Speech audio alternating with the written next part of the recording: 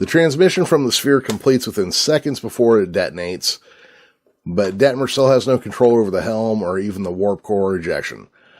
Pike orders full impulse, hard astern, but just as the sphere explodes, Burnham reports that it's a nanosecond before detonation. The sphere reversed the polarity of its stasis field to push the Discovery clear. In engineering, Stamets uses the plasma torch to cut open the parasite, which releases a puff of spores in his and Reno's faces. Then they start tripping. That's so funny, that scene, too.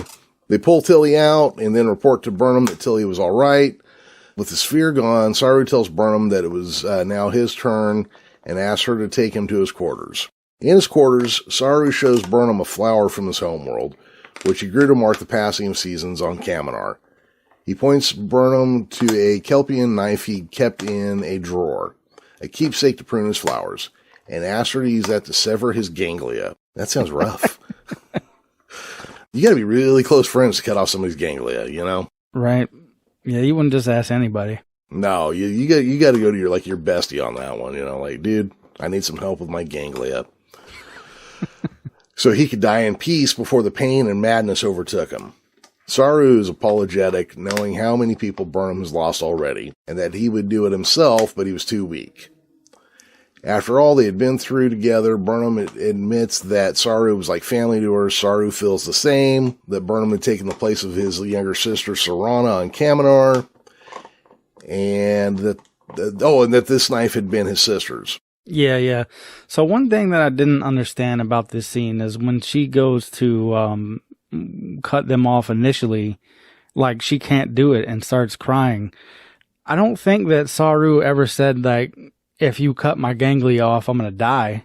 So I was real unsure as to why she would be super emotional about that. Maybe this is the moment where she started crying and never stopped, because I hear from people on the internet that's what this show is about. I mean, sure. I haven't called anybody an overgrown man baby this whole episode, so, you know, I had to get a barb in somewhere. Right. You're right. I got no problem with that. No, I mean, it's an emotional time. Obviously, everyone thinks Saru's dying.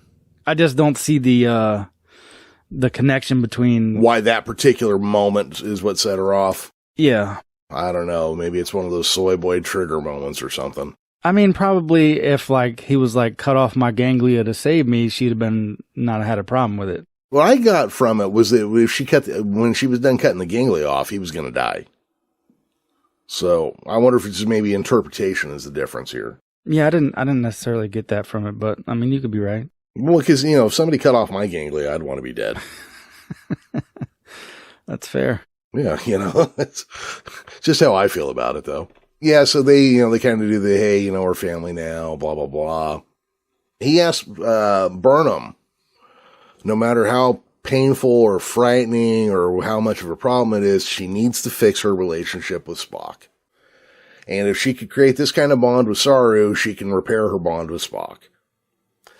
Now, Burnham goes to cut off the ganglia, and what's probably happened to a couple people throughout a handful of times in their life, she touches his ganglia, it shrivels up and falls off. He can't be the first, right? I was going to make an ex-wife joke, but this is a family show.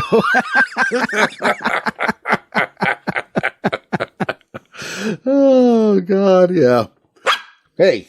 Yeah, she thinks it's funny too, man. Dogs don't even get married. What are you barking at? The two share a confused but relieved laugh.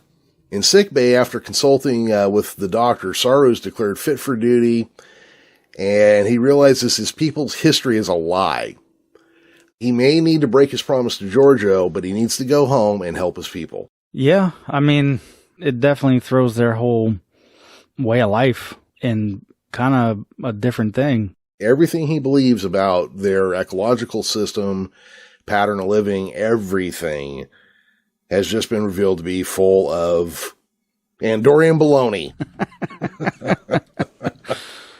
Saru does mention at least once or twice in this episode that the change that he's going through happens regardless of whether his people are getting cold or not. So do the Kelpiens kill their folks before they get to the super mad stage, so much so that they've never just watched the thing run its course. Never actually seen somebody go mad. I think that's the implication. Huh. Because he doesn't really mention that when they're away from the Biol, they still go through it. So it just seems weird that none of them would just watch the process run its course. Yeah. No, it's it seems like everything has been full of it, including the fact that they've never actually seen it happen. They've just kind of been told maybe that that's what would happen. And here's the thing. You got to remember that they are such chicken shit capitulators that they probably only had to be told a time or two, and then they just fell right in line. Because you got to remember this whole episode up until this point, he was talking about how he keeps everything a secret because he's afraid of so much, and they just go along with everything, which I thought was like a really interesting alien trait. Here we have like the exact opposite of the warrior race. We've got the guys that are just like, yeah, whatever you want, it's all yours. Take my home world. Yeah, because, I mean, I think he mentions that technically there's no predators on his planet. His people just get cold. So they just submit willingly to all that stuff. Even though the Baul are supposed to be like the predatory apex predator race. But Saru says, I believe at some point, that they don't actually predate on the Kelpiens. Oh, that might be. They just willingly go. Yeah. You know what? I think you're right. I think that was what they were saying. Now, I think he says that in a later episode, maybe when they get to his planet, possibly, but, so it's a weird situation they got going on, but yeah, they'd have to be super big cowards to just never question it and go along with it for that long. Well, and that's the thing. That's what they're supposed to be.